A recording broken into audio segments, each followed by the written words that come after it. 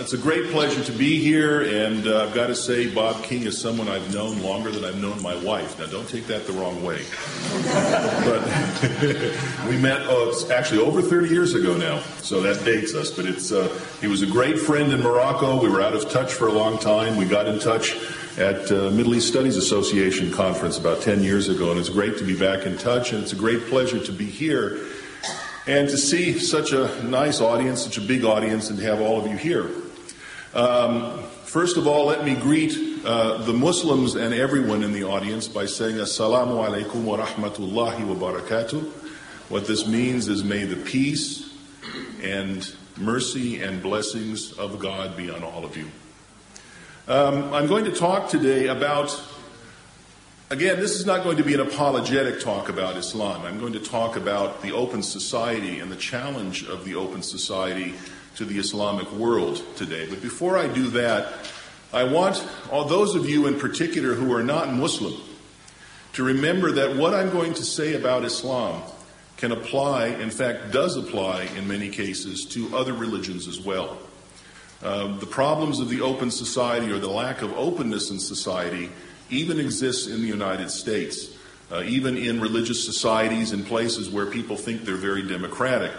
Christianity, for example, has taken in more of what we would call Western values and Enlightenment values and modernity, perhaps, than parts of the Muslim world, but there are pockets of intolerance everywhere. And it's also important to remember that Islam and Christianity both share, in a sense, the same problem.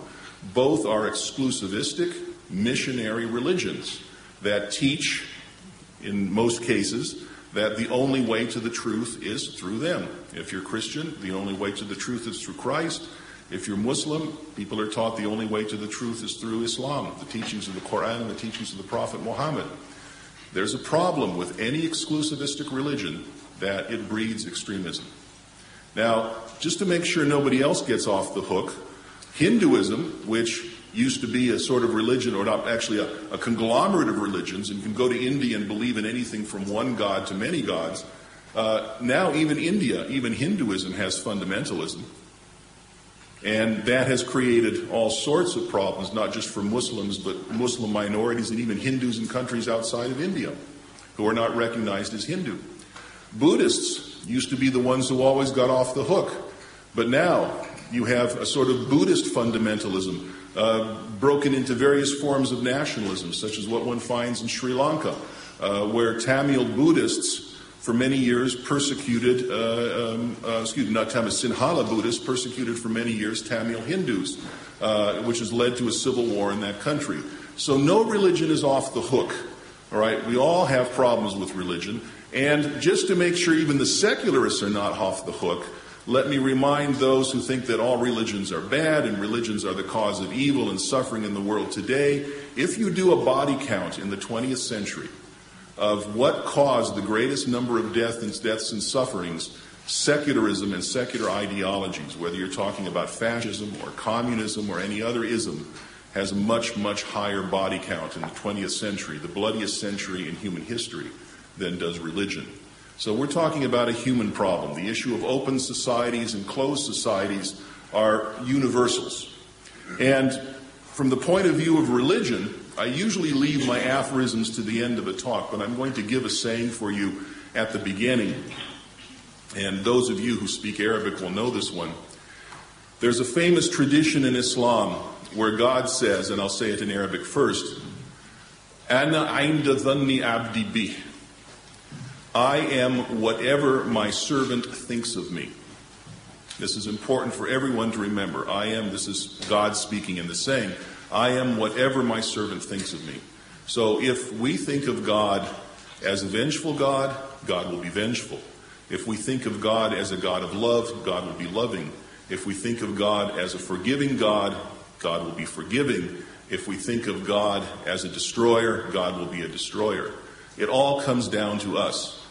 As the Sufi Al-Halaj said, God is God, humanity is humanity, and there's not much of a link between them. In other words, humanity makes God what he is, and this is a truth no matter what religion we're talking about. So let me start off talking about the concept of the open society. The open society is a term I think many of you have heard, but probably very few of you have really studied, in the sense that the book where the term comes from is not read as much as it was, say, in the years after World War II. The term was first coined by the philosopher Karl L. Popper. He lived from 1904 to 1994. Karl Popper was born in Vienna, and he was one of the most controversial and influential philosophers of the 20th century. He spent most of his career in the United Kingdom, and he's noted in most philosophy departments today as a philosopher of science, and also at times as a political philosopher. Today, the concept of the open society is probably most visible in something called the Open Society Institute. This was a non-governmental organization founded by the Hungarian-American financier George Soros. Typically people talk about George Soros Foundation, but it's really the Open Society Institute, the OSI.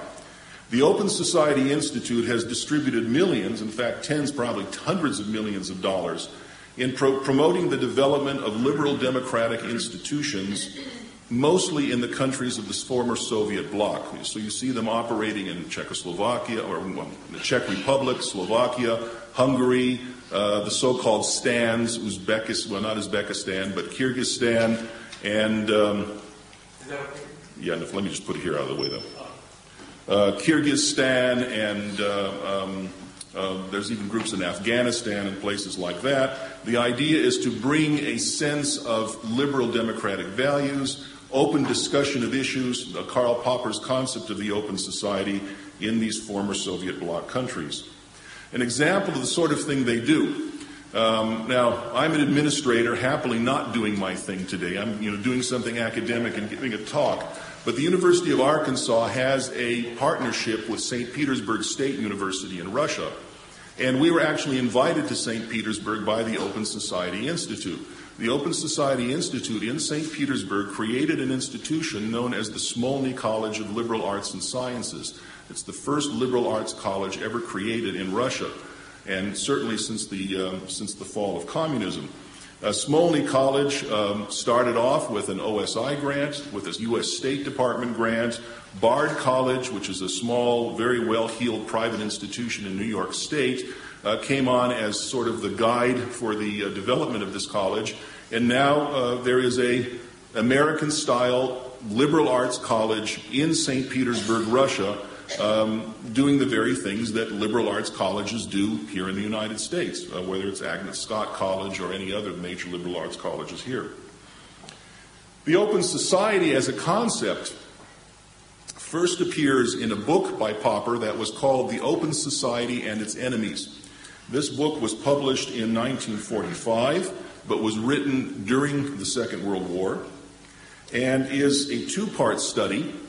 The first part was called The Spell of Plato. I'll get to that in a minute. But the book was written by Popper to counteract totalitarian ideologies wherever they may be found. Of course, in 1945, totalitarianism was communism and fascism. And the work looks at the philosophical roots of totalitarianism. The first volume, The Spell of Plato, shows how idealistic thinking and totalitarian thinking comes largely out of sort of spin-offs of the ideas of the Greek philosopher Plato. The second volume has to do with critiques of Hegel, of Marx, and even before that of Aristotle. When Popper looked at the threats to the open society, he saw threats to the open society being expressed in a number of different ways. The first was something he called historicism. Historicism is the idea that history progresses in a straight line, and that history gets better and better and better as time goes on. This is a sort of idealistic view of history that looks to a sort of utopia where society becomes perfected in the future. Also, he saw the roots of the threats to the open society, the roots of totalitarianism, in philosophies of idealism. Again, thinking about the human being, an ideal model of the human being, trying to force the human being to measure up to an ideal. Also, perfectionism, similar to idealism, the idea that the human being is infinitely perfectible, and that you can take a human being and you can take society and you can do what's called social engineering and engineer your goal, your ideal, your view of perfection by forcing the human mass into the mold that you want. And finally, of course, utopianism, the idea that there is a goal out there, there's a utopia out there where society can be perfected. Now, the term open society during the Cold War, during the conflict between the U.S. and the Soviet Union, degenerated into a sort of a cliche. While the book, The Open Society and Its Enemies, remains in print, I think you'll find that it's not taught as often in political science departments and in philosophy departments as it used to be. However, as I read the book, I found it to be an extremely important book, an extremely serious work that has an application far beyond what Karl Popper envisioned. In 1945, he thought that the world of religion was a world that was passing, and the world of secularism was a world that had come to stay. That's why he focused on communism and fascism. However, my own feeling is that this book, The Open Society and Its Enemies, applies just as well to religious forms of totalitarianism as it did to secular forms of totalitarianism. And it's particularly apropos, especially the volume on Plato, for developments that are happening in the Islamic world in the trend that is often called the trend of political Islam. Now, Plato and Islam, those of you who haven't studied Islam may be surprised at this. Although the debt is usually not openly acknowledged, Plato and Aristotle have profoundly influenced Islamic thought even down to today. For example, the logic of Aristotle and his conception of justice underlies at every level traditional views of Islamic law and justice. Now again, people who write on Islamic law, the fuqaha, the jurists of the Islamic tradition, will not mention Aristotle and they'll not mention Plato. But you could go through Aristotle's concept of justice, for example, in his book of Nicomachean Ethics, and you can find everything, almost the exact same terms translated into Arabic in medieval Muslim works of justice. The same goes for the system of the law. Aristotelian law is Islamic law. Islamic law is a legal system that was formed under the influence of Aristotelian thought, except with Islamic terminology. You can also find, now not copies of Plato and Aristotle, but resonances of Plato and Aristotle even in the Quran. For example, the Quran talks about three different kinds of knowledge, or certainty in particular. There's one that's called the knowledge of certainty, ilm al-yaqeen. The concept of the intellectual knowledge of God is something that one can find in Aristotle.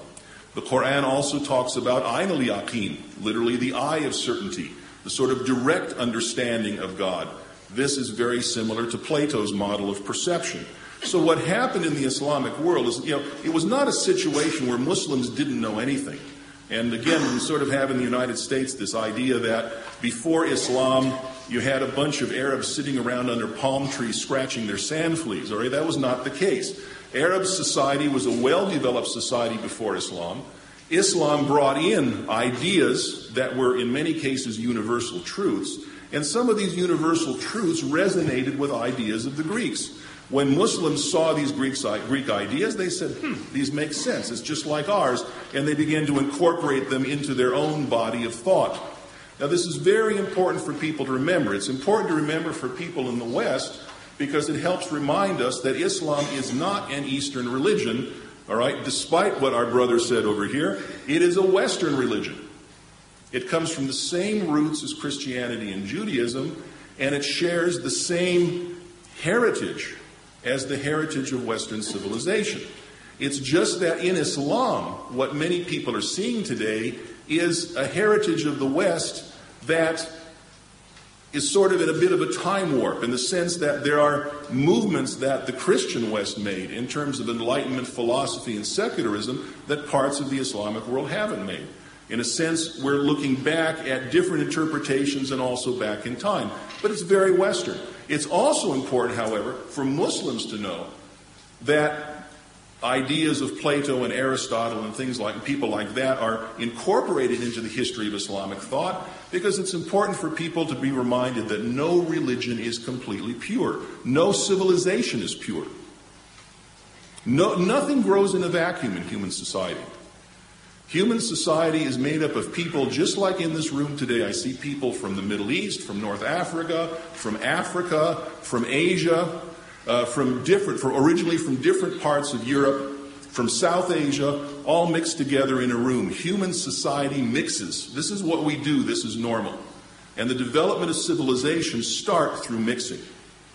And this kind of mixing is something we can't stop. It's something that we have to acknowledge. Let me give you another interesting example. You've heard of Plato's Republic, all right, a famous book that, again, outside of philosophy and political science classes, most people haven't read. Well, what is the closest actual historical parallel to the Plato's Republic that one can find on Earth today? Where are you going to find it? You'll find it in the revolutionary state of Iran. When Khomeini created the Islamic Republic of Iran, and the system that founded the Islamic Republic of Iran was called Vilayat-i Faqih, or the state or the rulership of the legist or the religious scholar, what he was doing was putting into an effect an Islamized version of Plato's Republic. The head of this system is someone that's called the Rahbar, in Persian the guide. The guide is the so-called philosopher king of Plato. The guide is assisted in Iran by a council of guardians. The term council of guardians comes from Plato's Republic and exists as part of Plato's Republic. And so the general model that was used by Ayatollah Khomeini to create the Islamic Republic of Iran came from Plato via some of the Muslim philosophers, such as Al-Farabi, that the president of this college mentioned in his introduction. All right, this is typical in Islam as in other cultures. So just as the West learned about Aristotle and Plato through translations transmitted through Muslim philosophers and then into Latin through Spain, we have now an Islamic Republic of Iran that is more Platonic than Quranic in reality. We also find that Muslim conceptions of virtue and Muslim conceptions of the good society share many of the same ideas with the Greeks. The idea being that a society, if it's going to be a good society, has to have an end in sight. It has to have a goal. It has to be founded for something. All right, one of the problems that many Muslim political thinkers have with the United States in particular is that the United States is pragmatic. Somebody once said, if the U.S. ever had an official religion, it would be pragmatism. You know, we do what works. We do what's expedient, all right? This goes against the idea of a society with a goal, a society with an end, a society with an ideal. They will say, how can this society create anything of value if they're not thinking in terms of virtue, if they're not thinking in terms of ultimate value? The idea that value comes up by people just experimenting on their own is a foreign idea. This idea is part of Islam, but this idea was also part of the Greeks. Plato would have just as much trouble with American society as Ayatollah Khomeini did. So now, when Popper talks about the open society, he contrasts the open society with what he calls tribal society. Now, when I say tribal society, let me be very quick to point out, pardon me, I've got an allergy, so I have to get a little water here. Let me be very quick to point out that we're not talking about some evolutionary scheme.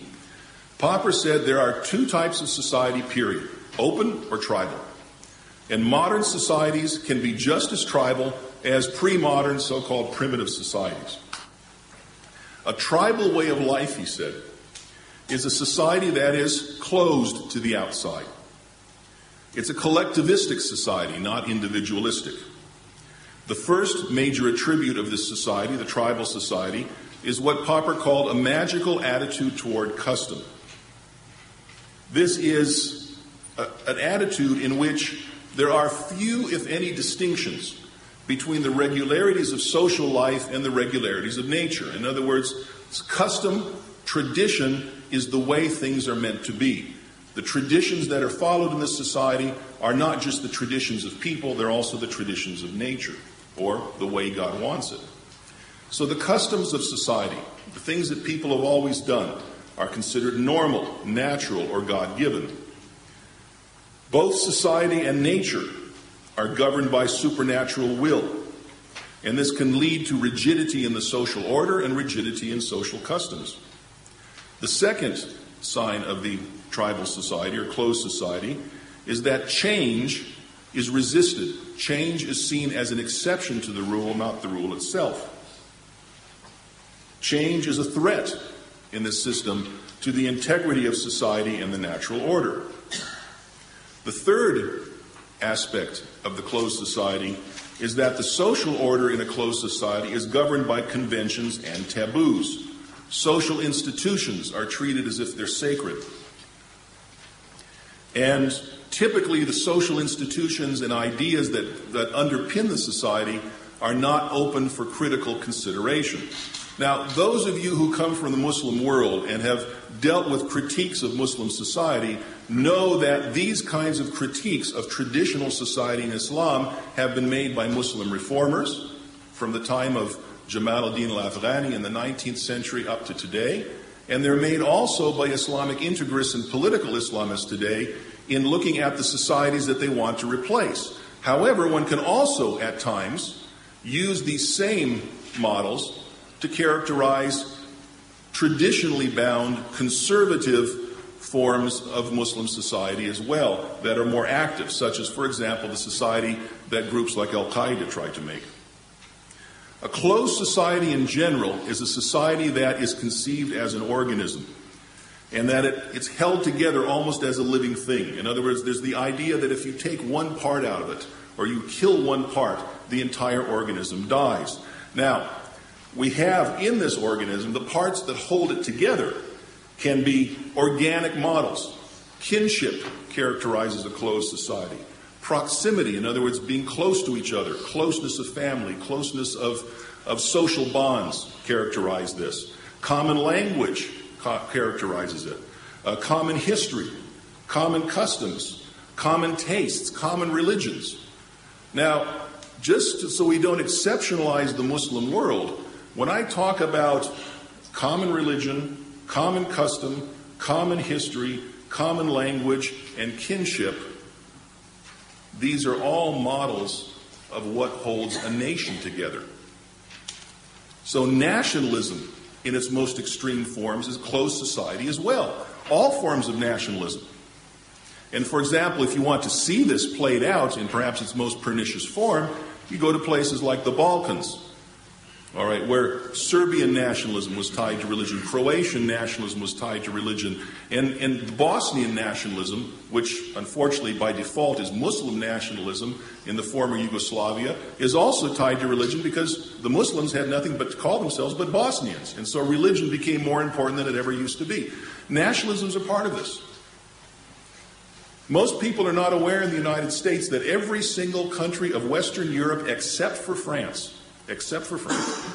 has an official religion. The King of England or the Queen of England could be executed if she changes her religion, according to laws that are still on the books. Sweden has an official religion. All right, Germany has an official religion. Spain has an official religion. All right, this is part of nationalism. And so these issues of this organic closed society, the danger of an open society becoming closed is just as real in the West as it is in the Muslim world. We're slightly better off here because our concept of society was developed ideologically.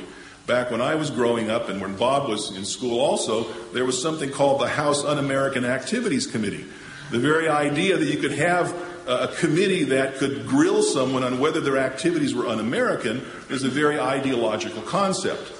But again, we also share the danger in this country becoming a closed society if we forget the ideological principles on which this country was founded, and we think instead in terms of just religion, just shared bonds, just shared nationality, just shared kinship. Now, what is then the open society? Just as the closed society is collectivistic, the open society is individualistic. It's competitive. It thrives on social mobility. In an open society, members strive to take the places of other members. And the society tends to be founded economically on individual competition. And in its worst form, this can lead to things like class struggle. An open society is also abstract. It tends to lose the character of a concrete organic group. It's not, as the United States is, it's not real, it's not organic, it's not made of one people, but it's ideological. There's an idea behind it that tends to govern it, that holds people together, something that cross-cuts the organic ties of kinship, place, religion, and language. In its worst form, the open society can become a depersonalized society, because when you have a society that's individualistic and a society based on competition, people can live in anonymity or isolation. It's harder to form social bonds. It's harder to form personal relationships. You have to do things in sort of more interesting ways. They're not done in natural ways. One of the points that Karl Popper makes is that the open society is a very difficult society to live in. It's easier to live in a closed tribal society. Going to a closed tribal society is like going back home, going to family, going to the womb. The open society is a society that creates stress. Individualism creates stress. Economic commercialism creates stress. This is a society that has a danger of pulling people apart. So those critiques are true. But again, let me take you back to Islam. Remember what I said about tribal societies. Tribal societies were closed, kin-based, ethnically solidary, religiously solidary. This was a way of characterizing the society of Arabia before the coming of Islam. When the Prophet Muhammad came, Islam created a new ideology that jumped over all of the traditional ties. If you go and read the Quran, you'll see time and time again that the Quran is telling people, do not do what your fathers did just because they did it. The pagan Meccans would come back to the Prophet. They would say, why are you telling us to change our religion? This is the way we always do things. We're just doing things following the ways of our fathers. And the Quran says there's something more important than the way of your father. Do not do things just because your father did it. People broke from their families. People fought their families. It was brother against brother, sister against sister, cousin against cousin. The society was torn apart. It was a revolutionary situation. The change between Islam and previous ways of life of the pagan Arabs was so great that the Muslims referred to themselves as Jahil before Islam. They said, before Islam, we were ignorant. But the term Jahil and the period of Jahiliyyah, or the period of ignorance that characterizes pagan Arabia, is the same root that characterizes the word rabid. If you talk about a rabid dog in Arabic, you say Kelb Jahil. All right? So what these Muslims were saying is that before Islam, we were running around foaming at the mouth. But when Islam came, we became civilized. That is a revolutionary transformation. And from the point of view of Popper's model of the open society, what the Prophet brought in the very beginnings of Islam was an open society in comparison to what went before. Because he brought an ideology. He brought Islam. He brought a higher value. He brought a brotherhood. He brought different values that could overcome tribal values. And this has been the struggle of Islam throughout its entire history. You can look at the history of Islam from the time of its beginning up until the modern age and see this constant struggle between tradition and culture and the values of Islam, which sought to overcome and transcend tradition and culture. The Muslim community, the early community of Muslims, called itself the Ummah. What does Ummah mean? Ummah comes from the Arabic word which means mother. It's the mother community. So in other words, for the people who lived around the Prophet Muhammad, the Ummah, the primary community, was the brotherhood and sisterhood of Islam. That was a community which was supposed to be more important than family, than tribe, than kinship, than clan, or than custom. Muslim reformers are always trying to get back to this. But if you think about what Popper teaches in terms of the open society and the closed society, when you look at reformers who are saying, let's go back to tradition the way the Prophet did it, let's go back to custom in the customs of early Arabia, even early Islam, that's not quite, I would say, what was meant by the Ummah in the early days of Islam. Going back to the origin, going back to the founders of the religion, is not to go back to traditionalism. It's to go back to a consciousness that transcends tradition. So the issue of culture and religion is still an open issue that's being contested constantly in the Muslim world. Now, in these societies where there's an attempt to recoup the traditionalism of the closed society, Popper found also a few interesting markers. He found that typically when the stresses and strains of civilization, when the stresses and strains of the open society become too great, people try to go back to some earlier sense of home. And in this earlier sense of home, or this model they try to recreate of an easier, more organic, more kin-based, closer society, Popper called this cultivated tribalism. In other words, it's not an original tribal attitude, it's sort of a new tribal attitude. He said, an artificially arrested or closed society never can be equal to the original article. He said, innocence once lost can never be regained. But even though people have passed from that particular tradition to an open society, they keep trying to go back. And so what do? They try to protect the sense of tribalism by artificial means. They try to exclude foreign influences that might endanger the integrity of a supposedly pure original society. They become anti-humanitarian, if you think of humanitarianism in Western terms. They shut out egalitarian, democratic, and individualistic ideologies. They follow what's called autarky. In other words, independence of foreign ties. For example, anti-globalization. A desire to hermetically seal off the homeland from the rest of the world and to preserve the integrity of custom and tradition. Now, this idea of autarky that Popper talks about is exactly what's being called for by Al-Qaeda. If you look at the pronouncements of bin Laden, Ayman Zawahiri, and other ideologues of the Al-Qaeda movement, you'll see that one of their main goals is to hermetically seal the Islamic world off from everything else. To expel the Americans from the Arabian Peninsula, to expel the foreigners from Iraq, to expel the foreigners from Afghanistan, push all of the secularized Christians out, keep the Muslim world together, sort of build a wall around it where it's sealed off from outside influences. This is exactly what Popper's talking about. Al-Qaeda is a classic model of this attempt to recreate tradition, to create a cultivated tribalism in an artificial way.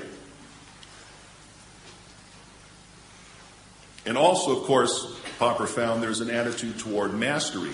The idea that stage one is sealing off your society, stage two is making your society dominate others, which is also part of the Al-Qaeda message.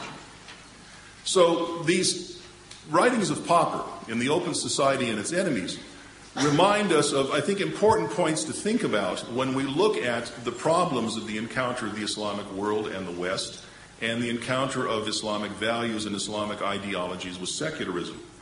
But it's important to remember as well that when Popper talks about the open society is not a utopia. It's a stressful society. It's a difficult society. It's a society that puts strains on us, all right?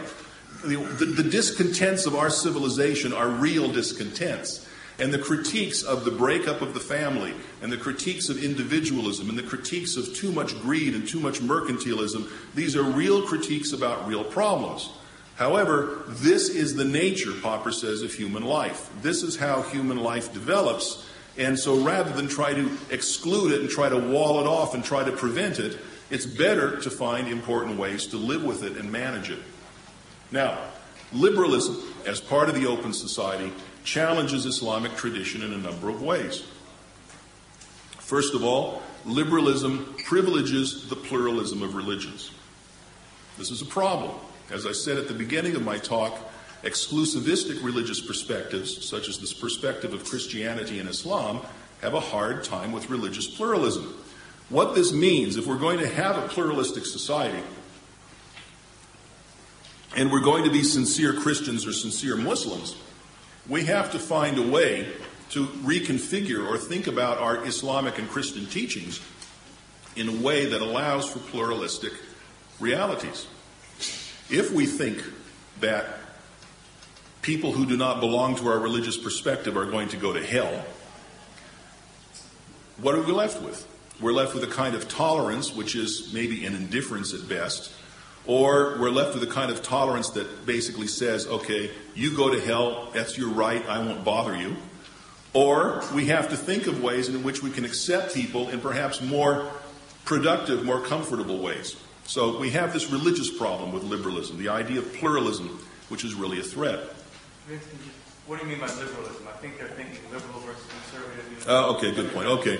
When I'm talking about liberalism here, I'm not talking about liberal and conservative like, say, what you hear in political parties, like the Democrats are liberal and Republicans are conservative. When I talk about liberalism, I'm talking about a philosophical idea that teaches that people have the right to do what they wish and to not be hampered in what they do as long as what they do doesn't harm someone else. Now, that's oversimplification, but this is where the pluralistic idea comes from. All right? The idea of religious freedom in the United States is part of liberalism. In other words, people are free to express themselves religiously. Thomas Jefferson in 1814, I don't have the quotation with me, but he has this great statement where he talks about the right of Catholics, Protestants, Mohammedans, Hindus, and all forms of heretics have the right to happily live their own religious lives in the United States. All right, that's liberalism in the sense that I'm talking about. Now, also, this type of liberalism, what we might call, let's say, secular society or secular liberalism, challenges divinely decreed notions of morality. All right, in other words, people who have different religious perspectives and who aren't religious at all may have different moral notions. Muslims, for example, are allowed to marry, Muslim men anyway, are allowed to marry up to 4 wives. The Prophet Muhammad married his favorite wife when she was actually pre-puberty, something that we would consider today in our culture to be child abuse. However, in that time and in that place, it was not considered very, very strange. Anwar Sadat, the great friend of the United States, president of Egypt, let's remember he married off his daughter when she was 16. All right, this is something we're not likely to find in the U.S. except maybe outside of the Ozark Mountains where I am in Arkansas. All right, so again, different values. And so there's a challenge to different ideas of morality. And also, this liberal society, this kind of open liberal society that we think of as normal in the United States, challenges the will of God by asserting the right of people to shape their own destiny. This is really a problem for Al-Qaeda. There was a piece that was written about 2 years ago by an Al-Qaeda activist in Saudi Arabia who was eventually killed by the Saudi police. And he wrote an interesting pamphlet where he attacked democracy as a threat to Islam. Why was democracy a threat to Islam, he said? Well, because democracy, and I use the term he used, seduces people into believing that they can shape their own destiny. Democracy to this Al-Qaeda activist was like a woman, sort of sneaking in, and through its allure, seducing people into thinking that they have a way of shaping their own future. This, to this Al-Qaeda activist, was a very threatening thing. He said, no, Islam teaches that God determines our destiny. So we cannot have a political system that allows free vote, because if people could vote freely, they might get the idea that they can shape their ultimate destiny. Well, I think there's a big gap between democratic processes in voting and determining what's going to happen in your fate at the end of your life. But this Al-Qaeda activist saw a sort of organic connection between them.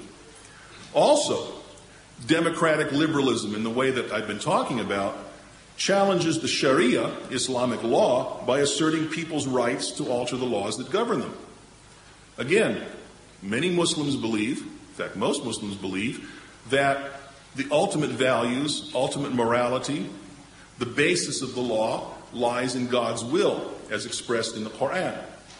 But then again, most Muslims who talk about the Sharia have no idea what the Sharia is, and how the Sharia relates to the jurisprudential tradition that came up historically in Islam.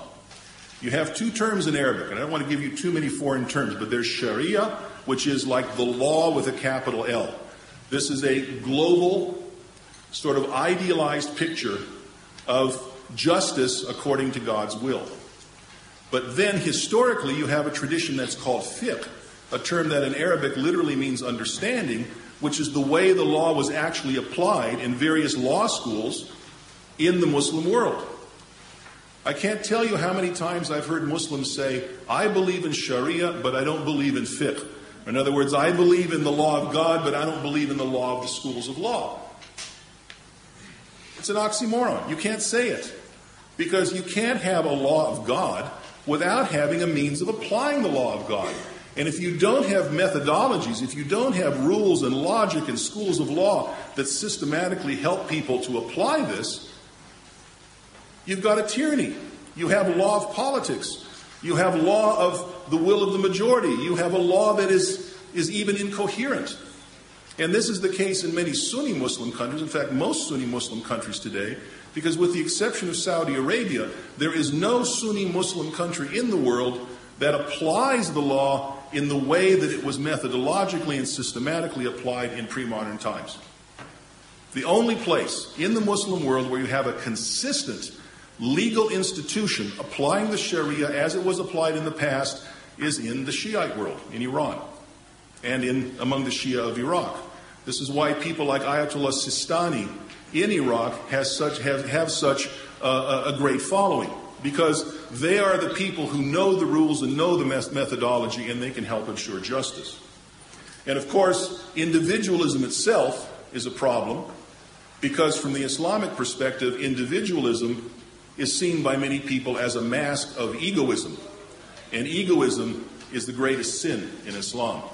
It's important for all of us to remember here in the United States that in the Quran, the sin of Iblis, the jinni who became eventually Satan, was the sin of egoism.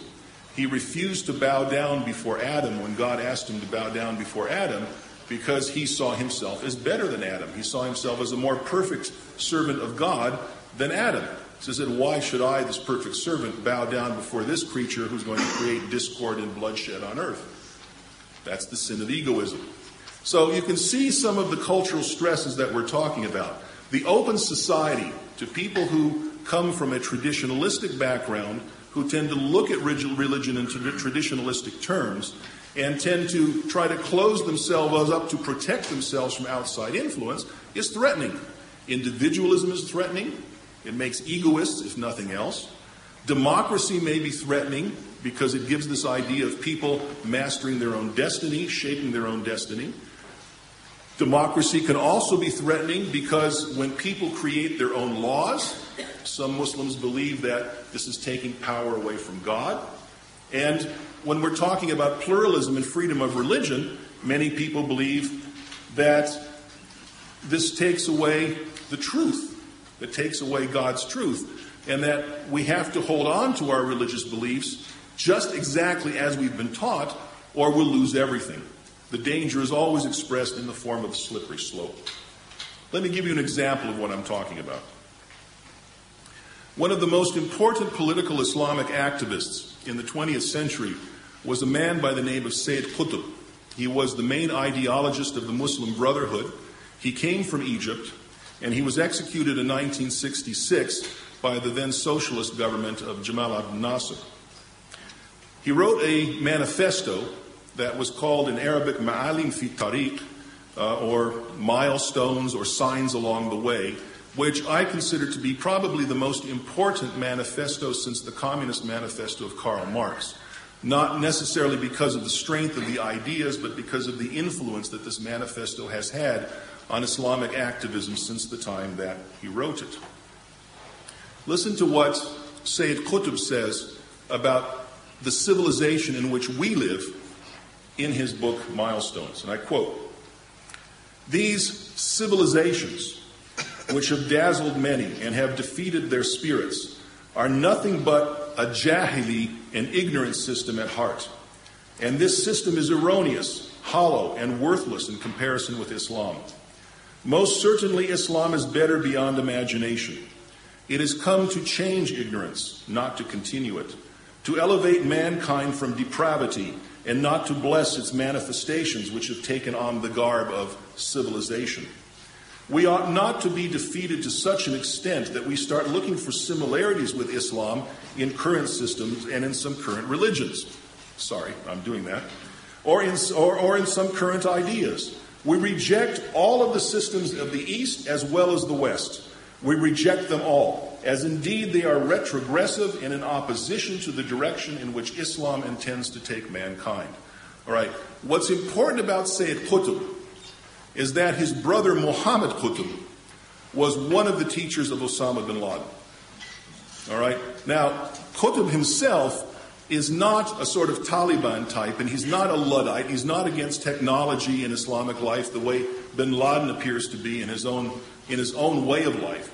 But these ideas of the total rejection of the civilizations of the West and the civilizations of the East, and the idea of a pure Islamic civilization that can be hermetically sealed from the rest of the world, comes out in the teachings of Sayyid Qutb. Qutb says that when you become Muslim in the proper way, you will look at everything that you saw in life before you with disgust. It will show you that the modes of living you will look upon, whether Eastern or Western, are contemptible, and that we will introduce you to values such that you will look upon all current values in the world with disdain. This is a quotation from the official translation, by the way, of Ma'alim fi Tariq.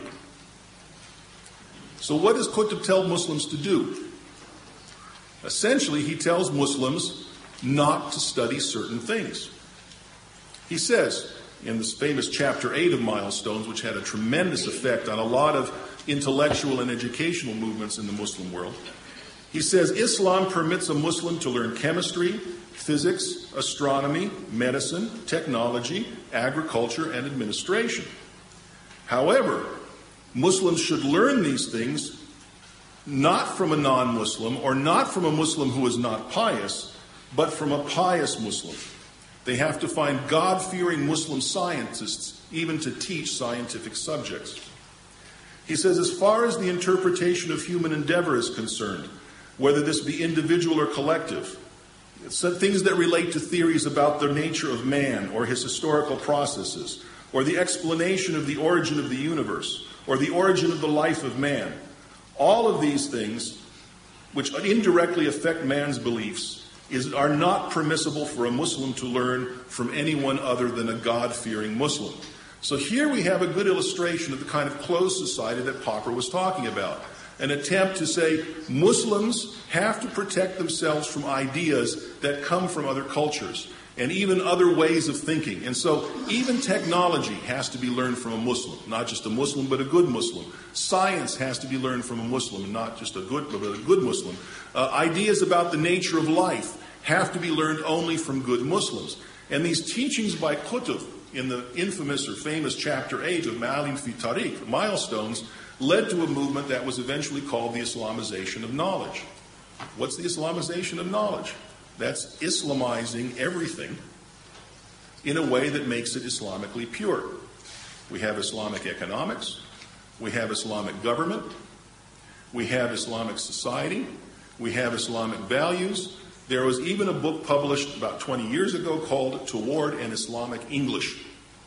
All right, this is how far this idea can get. And again, those of us in this society, we laugh at this, but this was taken seriously. Now, fortunately, this movement of the Islamization of knowledge has begun to crumble under its own weight a bit, but these ideas are still out there in the minds of the people that reject the West. Now, typically what Muslims will do when they hear this, and it's what I did too when I first read these things, I said, hey, this is not real Islam. Now, there's a problem with saying this is not real Islam, because that response to ideas like Qutb's begs a set of questions. Because, for example, remember how I said that Islam is whatever Muslims make it? And we had that tradition that said, I am whatever God, where God says, I am whatever my servant thinks of me.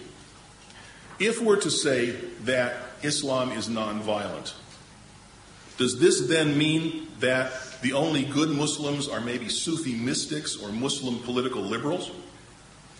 Is there not a more basic problem, which has to do with questions of religion and violence itself? Can we separate theory from practice when we're talking about Islam and other religions to such a degree that only ideals are discussed and realities are ignored? And what about differences of opinion within Islam? Is it right for those of us who are more liberal Muslims, Muslims who advocate an open society, to not practice an open society among those who disagree with us? Are we not creating perhaps a new form of fundamentalism that happens to be a liberal, open-minded, and peaceful fundamentalism, as opposed to a narrow, violent, and politically threatening form of fundamentalism? So, to paraphrase the writing of a Turkish sociologist by the name of Nilüfer Gole, do we not run the risk of creating a parody of religion by overemphasizing certain markers of identity, such that there is a rupture with tradition and a turn toward assimilation with so-called reasonable ideals of secularism? We have to be very, very careful here, because if we go the way that Thomas Jefferson said, when he said, "Let reason be the umpire of truth," what's reason? What are the limits of reason? We're caught in a bind. Okay, we can talk about critiquing religion, we can decry the excesses of religion, but if we use the idea of reason, practical reason, philosophical reason, rationality, to be the umpire of truth, what's to say that we won't make the same mistake with respect to reason that we made with other forms to truth? So the answer, I think, lies instead in our attitude toward three things. For Muslims to live in an open society, and for other religious people to live in an open society, I think it's important for people to look in a particular way at knowledge, to look at themselves, at human beings in a particular way, and to look at God in a particular way. And we can find resources within the history of Islam that allow us to think more openly and to respond and debate and dialogue with other societies, and I think in a more constructive way. 1,000 years ago, actually 1,100 years ago, there was a person by the name of Ibn Qutb who wrote a book called Uyun al-Akhbar. This was called The Sources of Knowledge. It was a study or a book sort of expressing the cultural history of the world. In this book, Ibn Qutb said, this is 1,100 years ago, and I quote, "Knowledge is the stray camel of the believer. It benefits a person regardless from where one takes it. It will not lessen the truth if you hear it from pagans, nor can those who harbor hatred derive any advice from it. Shabby clothes do no injustice to a beautiful woman." There's an Arab writer for you. "Nor do shells to pearls, nor does gold's origin from dust. Whoever neglects to take the good from the place where it is found misses an opportunity, and opportunities are as fleeting as the clouds." Ibn Abbas, the cousin of the Prophet Muhammad, said, "Take wisdom from wherever you hear it, for a fool may utter a wise saying, and a target may be hit by a beginner." So back 1,100 years ago, we have a Muslim writer in Baghdad, Ibn Qutb, saying completely the opposite of Sayyid Qutb. In other words, knowledge is not something to be feared. You take knowledge as a Muslim from wherever you find it, and then you find a way to incorporate that new knowledge into your own system. It's also important, I think, to focus on the human being in a way that builds up the potential of the human being and not detracts from human potential. We hear, for example, when we look at the life of Mahatma Gandhi, and Mahatma Gandhi, remember, was a person of Hindu origin who was killed by Hindu extremists because he was too nice to Muslims. This is the reason that was given for his assassination. Mahatma Gandhi had a certain modesty that he expressed in his life, a modesty of compassion, humility, and the acceptance of all religions and cultures. He viewed nonviolence as an essential part of human nature, a virtue that is a consequence of theological doctrines of the oneness of all things, belief in God, and the interdependence of all living things. He also said, on the level of practice, nonviolence involves the moral doctrines of universal brotherhood and the goodness of humanity. Gandhi's teachings remind us that a religious approach to nonviolence, to pluralism, to religious understanding must be founded on a theology that is life-affirming and an optimistic view of human potential. Optimism, indeed, is the key to human potential forms of religion. At the end of the 15th century, there was a Muslim from Granada by the name of Ali Salih al-Andalusi, who was actually chased out of Granada by the Christians and had to flee to Morocco, where he was a refugee. In one of his works, he outlined a theology of human potential that was relevant to this issue in a way that Gandhi's teachings are too. For Andalusi, theologies that push the envelope of religion do not threaten religion. Rather, they complement religion by opening up the pragmatic perspective of the law, the Sharia, to the possibility of transcendence. The legalism of a formal religion is necessary for maintaining theological and ethical order within the religious community. But the legal perspective of a religion starts, because it has to, from a premise of human weakness or inadequacy. Because the human being is a kind of creature that needs to be trained and disciplined. The point of the law, the point of religious orthodoxy, is to maintain the boundaries of faith by creating walls between one religion and another, or one doctrine and another. Inside those walls, every religion has to maintain its order. So we can't fairly say that Muslims don't have the right to keep a sense of orthodoxy within their boundaries, or Christians don't have a right for their sense of orthodoxy, or Buddhists or Hindus don't either. Because it's part of the legal perspective. So formal religion, said Andalusi, was law-centered, in that the law is the ultimate criterion of knowledge, and it's epitomized by the phrase, we hear and obey. However, the theology of human potential, which should exist at the same time as the law-centered theology, honors the same virtues as does formal religion, but proceed from a different premise. Rather than focusing on what people cannot do, it's also possible to give greater attention to the transcendental potential of the human spirit. Human potential approaches to religion start from the premise that human beings are by nature fully prepared to fulfill their role as God's vicegerents on earth. The development of the spiritual person then becomes a matter of education more than training, and character formation more than discipline. And for this reason, human potential theology relies on pedagogies of love and nurturance more than on disciplinary training, and concentrates on the inward assimilation of divine commands. In a way, the kind of education you're getting here at Georgia Perimeter College is the kind of human potential education that Ali Salih al-Andalusi is talking about. He's talking about liberal education in the way that we think of it in the United States. Liberal arts colleges, open society institutes, organizations like this are trying to develop human potential in the very way that this Muslim writer 500 years ago is advocating. And remember, this is a person who's been expelled from his own country by the Christians, by Ferdinand and Isabella after the conquest of Granada. He's still open to new ideas. He's still open to finding a way to adapt. So instead of saying we hear and obey, as the legal perspective of religion does, this liberal perspective that Ali Salih al-Andalusi is advocating is characterized by the human response of we have seen and we understand.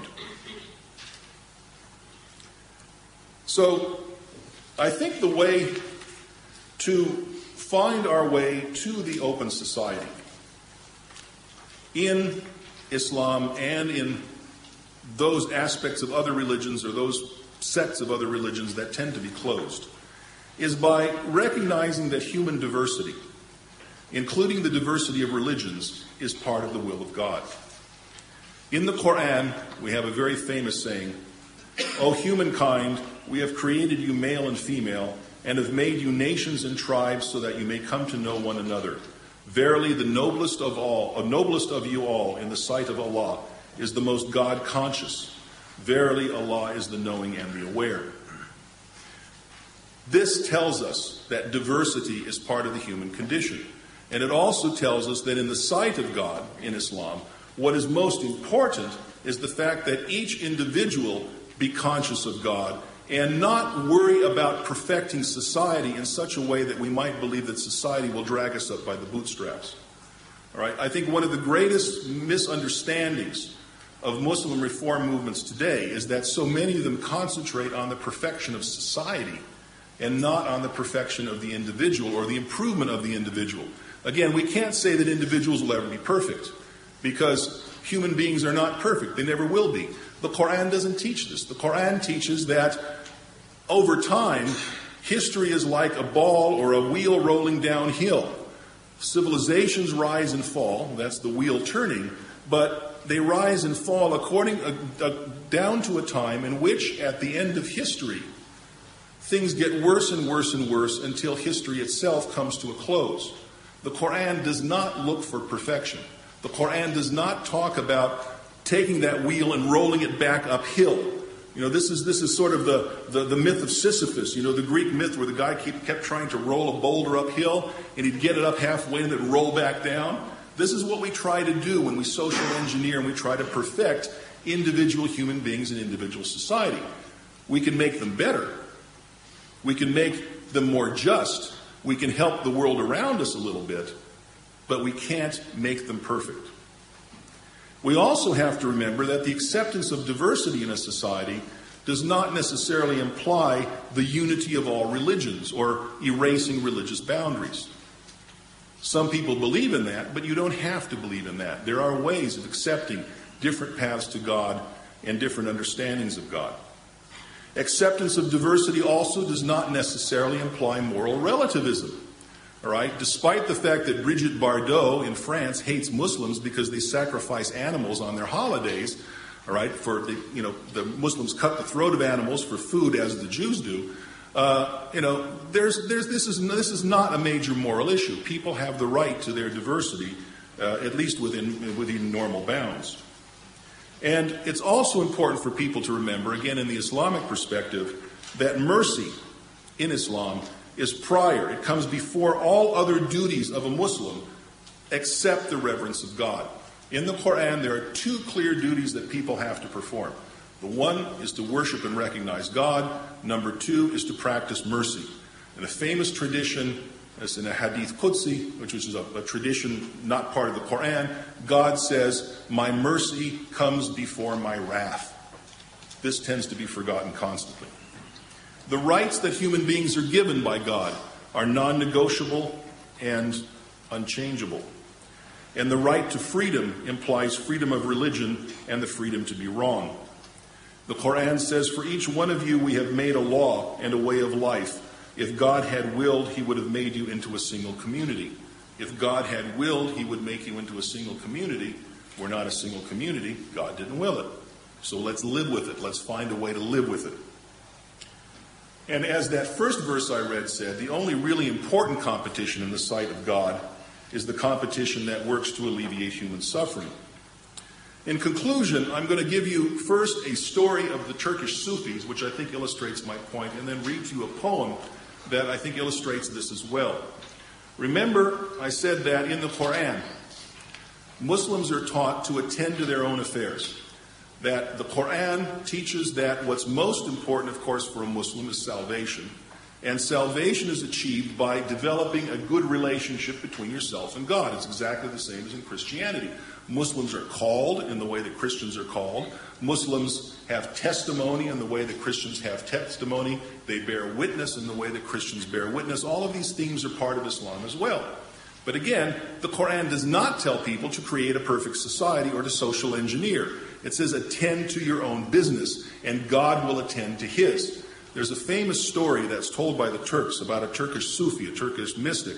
And the story goes like this. There was a famous Turkish dada, which is what they called their spiritual masters, their sages. And he was sailing on a boat in the Mediterranean. And, in the boat, in those old days, you had to still put a little stove together and cook your food in the middle of the deck. And he was just putting the stove together and lighting the fire, and he was starting to cook a bowl of soup. And just as he was starting to cook the bowl of soup, a storm blew up, and the boat was tossed back and forth, and waves were coming over the gunwales. People were running back and forth, trying to furl the sails and bring the sails down and prevent the boat from sinking.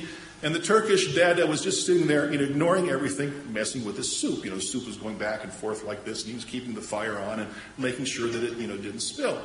And finally, one of the sailors came up to him and said, Dada, what's going on here? He said, well, God listens to your prayers. Why don't you ask God to stop the storm? We're all going to die. And the Turkish master says, all I care is that my soup doesn't spill. Now think about this story. This is a really important story. It's a funny story, but what's the point? The point is that if his soup doesn't spill, that means the boat is not rocking. And if the boat is not rocking, there's not a storm. So the moral of the story is that by attending to your business with God, in other words, his business right then, his time, the business at that time was doing his soup. But by attending to what you're supposed to do at your time, that is part of the order that's meant to be. Do your part with God, God will do the rest. This is a very, very, very important message that people tend to forget in these days of political action and social engineering. In the same theme, let me end by reading you a poem. In the 14th century, there was a famous Sufi also from Egypt by the name of Ibn Ata'illah al-Iskandari. He was one of the great masters of the Shadili Sufi order. And he was also a scholar. He was a jurist in the Maliki school. And he was the head of the Mansouriya Madrasa, which was at that time the greatest madrasa in Cairo, the greatest center of learning in Cairo. And so he managed to balance being a scholar, being a jurist, and being a mystic all at the same time, which is, I think, something for all of us to think about. And he said in a poem in one of his books, I'm reading the translation, he said, the vessel has sounded and is heading off, swiftly moving. And here we're still sitting? What do you think you're doing? Are you content to remain stranded behind once they've gone away with your hopes fallen, infatuated with your stubborn resisting? Listen to the voice of the universe announcing clearly that all created things are alienated while existing, and that none will see the true path other than those who head straight toward the other, undeceived by desiring. Those who have insight in all things see the truth before them, and then it fades away, becoming a deed of one who alone is doing, who illumines those who head off to travel beyond and realizes spiritual secrets in those who are returning. So get up and look at the things in the light that gives them reality, for near you today rises the dawn of intimacy approaching.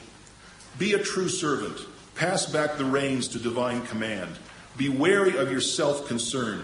Whom is it really benefiting? Will you rely on plots and plans while another actually decides?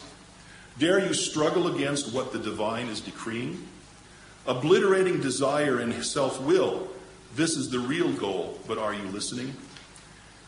In this way, your forefathers have taken off, so look for their traces and make the path easier for those who are following.